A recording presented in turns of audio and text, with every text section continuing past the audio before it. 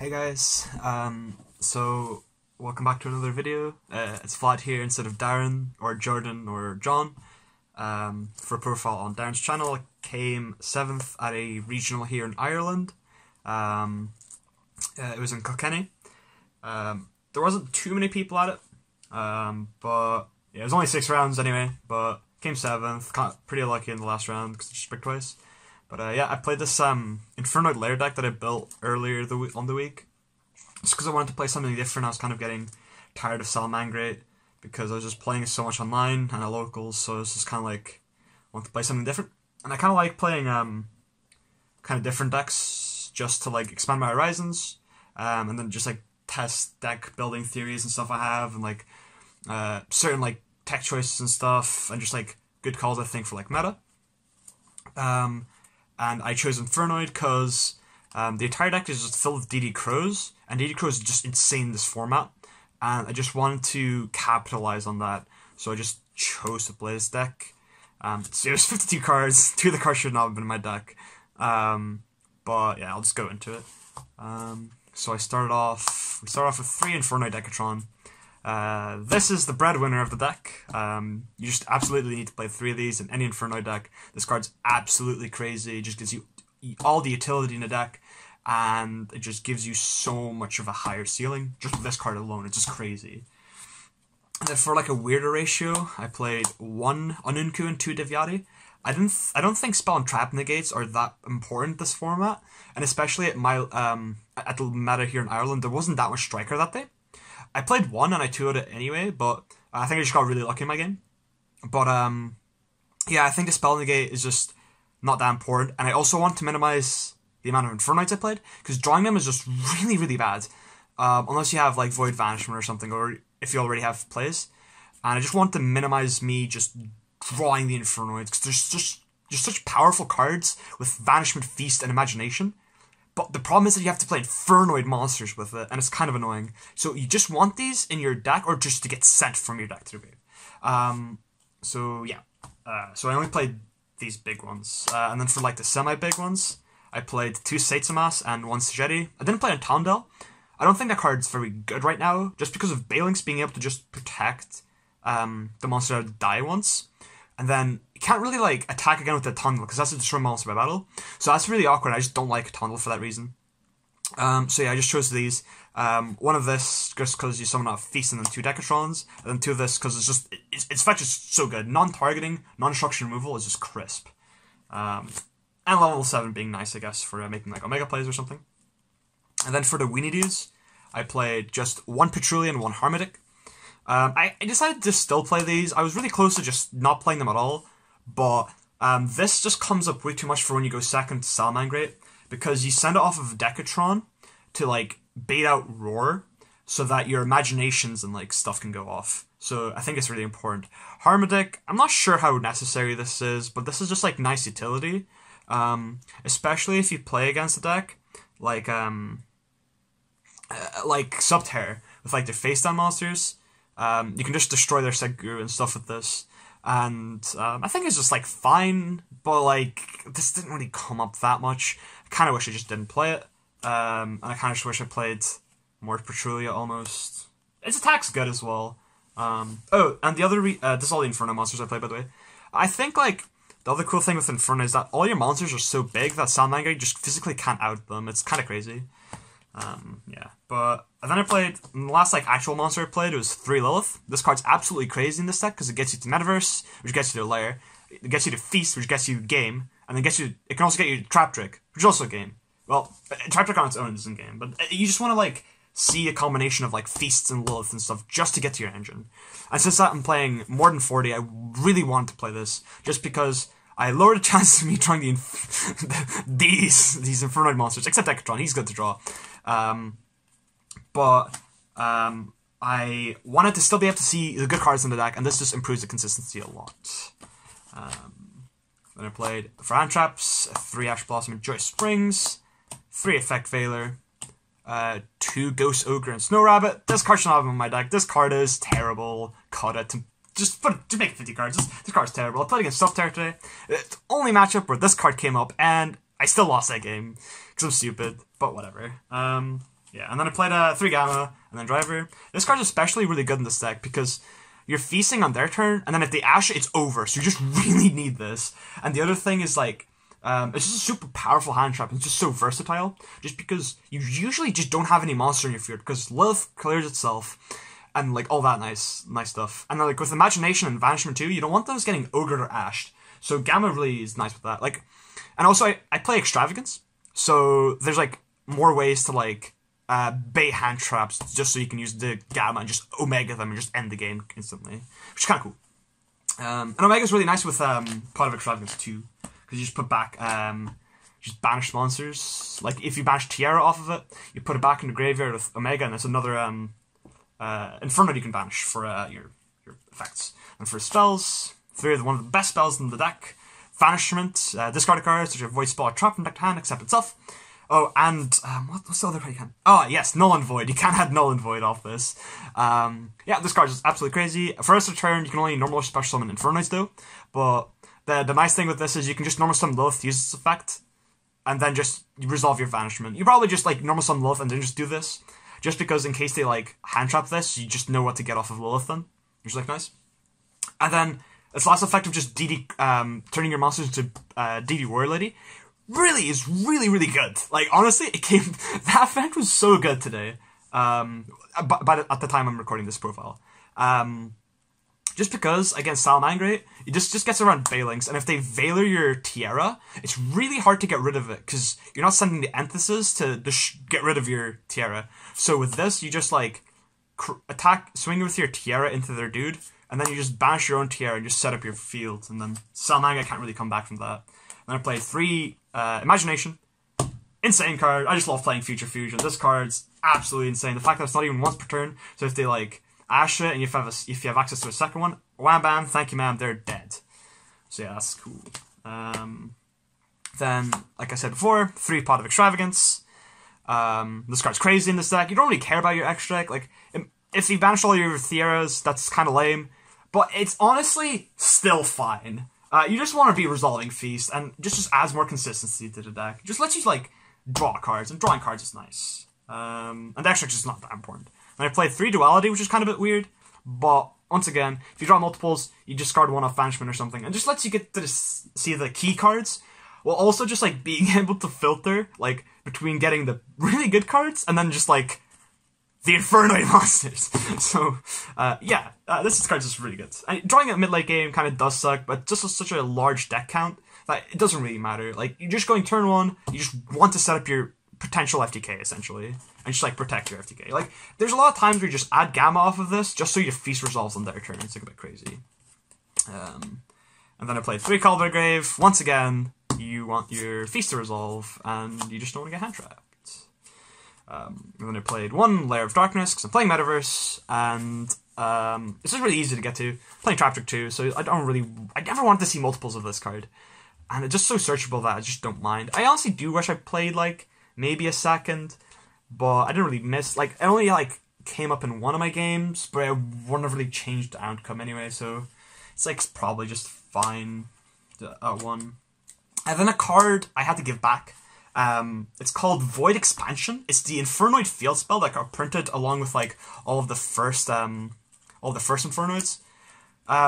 Its on-field effect is pretty irrelevant. It's the fact that it's a Void card that you can get off of Banishment to send off of Feast, which is really nice. That's all the spells I played. For the traps, I played 3 Void Feast. The best card when you're going first, because it just summons game from the deck, essentially. Just being able to summon, like, 2 monster negates, or a monster negate and a spell and trap negate, and just like a quick play DD Crow is just crazy against Salamangreat. You can't even get rid of the DD Crow, so it just ends their turn anyway. And just gives you a grave setup, it's just so good. And 3 Metaverse gets you to Lair, or Void Vanishment, or not Void, what's it called? Expansion. Yeah, it's just really good. This card's just insane. Another card to get off of Lilith. And then I played 3 Trap Trick. I'm not entirely sure about how I feel about 3. It doesn't really do anything on its own. And then drawing it with Metaverse is a bit awkward. Well, like, not really. This just is Feast instantly, which is kind of cool, but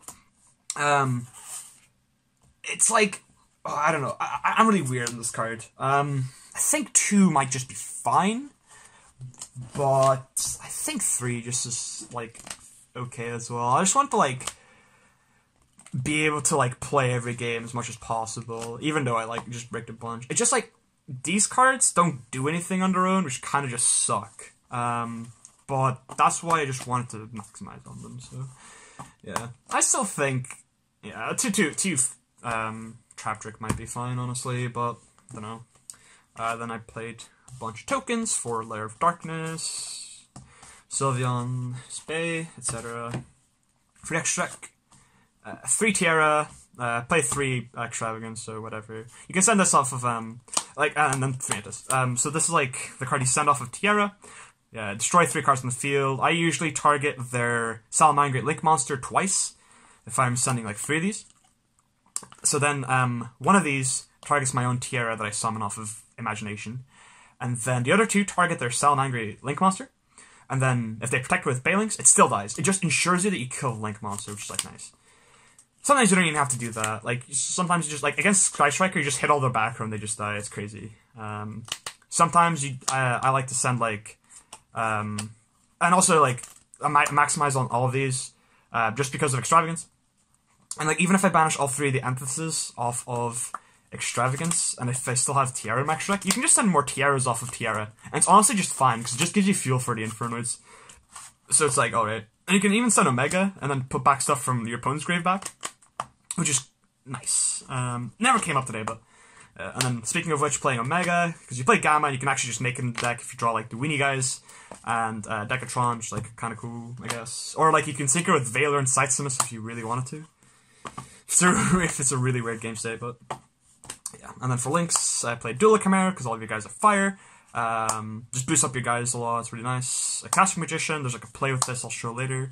1 Hida, likewise with this. Phoenix, Generic Disruption, I'll leave the Mystery extra card to last.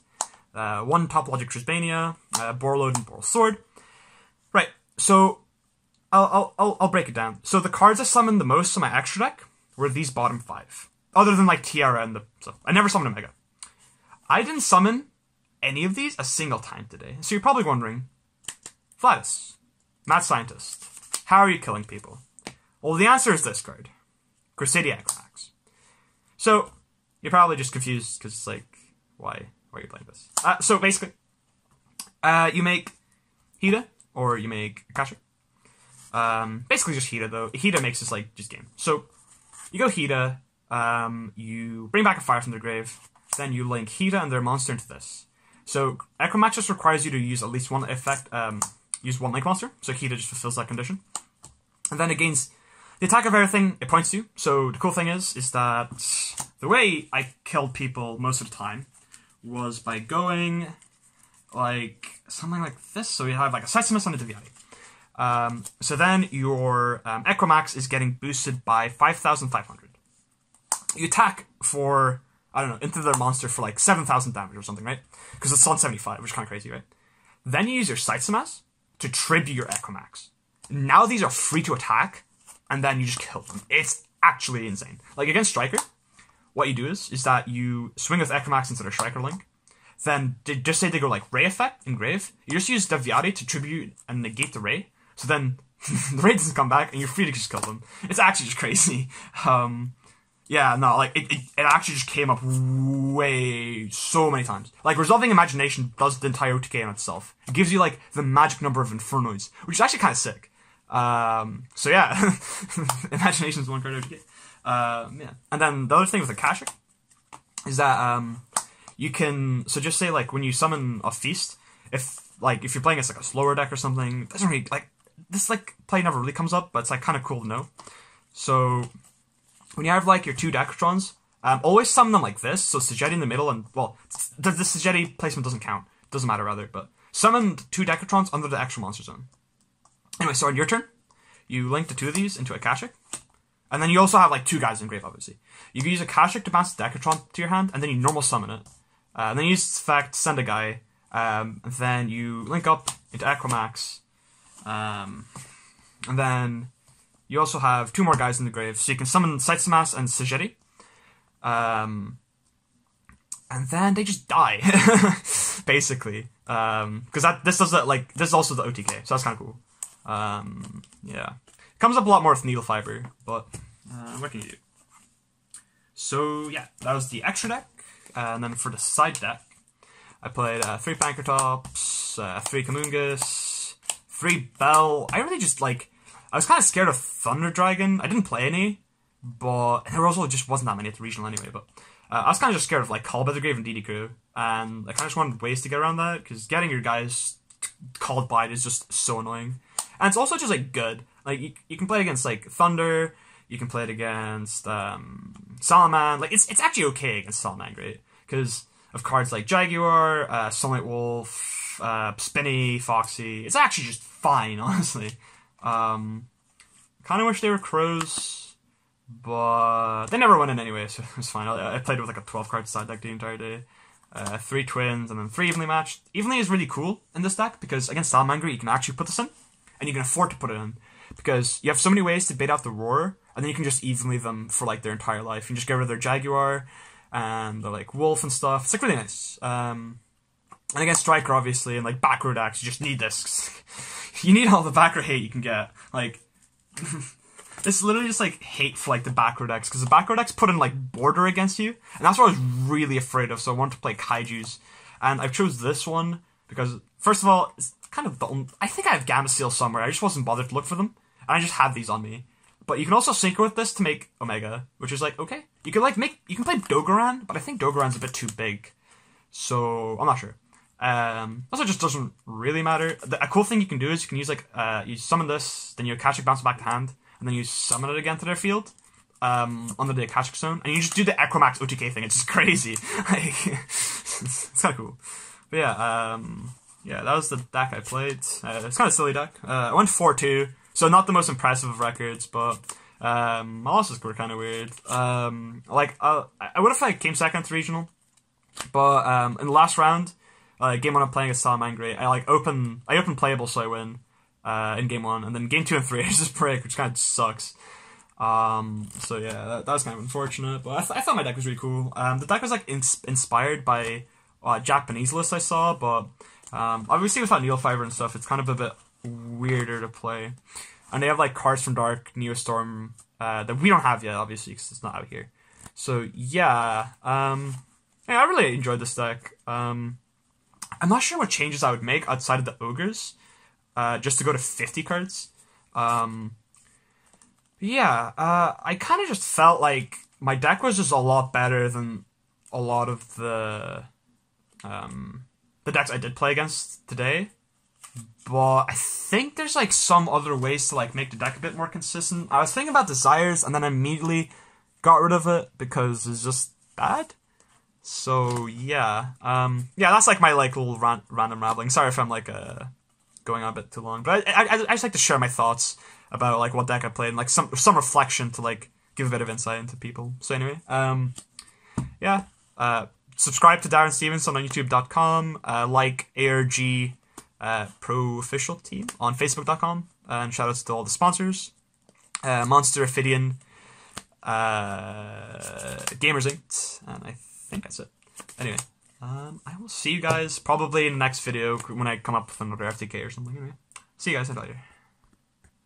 Hi guys, thanks for watching my videos. Here's what you need to do: go to RJ Cards and Supplies. Links in the description below. Scroll down. There you go. Shop now. You're gonna shop. You're gonna get some Yu-Gi-Oh products. You're gonna click on Yu-Gi-Oh right there. There it is. You're clicking it. You're gonna be like, get your game on, and then you're gonna go Soul Fusion Special Edition. Yes, or any other product that you want. I just want one. Add cart. You're gonna buy more, and then oh, what's this? Cheat code Maxi5 Yu-Gi-Oh apply. Yes. Yes. And you get 5% off. Do it now.